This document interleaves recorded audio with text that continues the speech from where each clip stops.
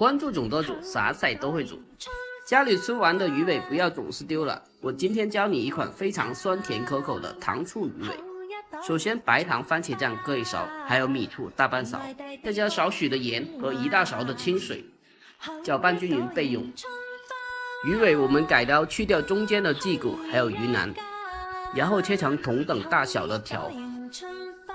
加入姜葱料酒，再加少许的盐和胡椒粉，说拌均匀，然后腌制片刻，再打入1个鸡蛋，然后再次抓匀。最后的话，我们拍上干粉，抖掉多余的淀粉，然后我们在锅中摆好造型。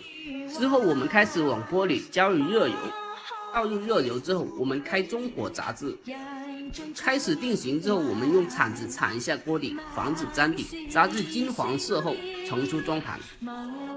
锅留底油，下入糖醋汁，大火煮开，然后我们用笋淀粉进行勾芡，芡汁的浓稠可以如我视频那般就可以了。最后加少许尾油，增加菜品色泽的明亮。最后一步扒芡处理。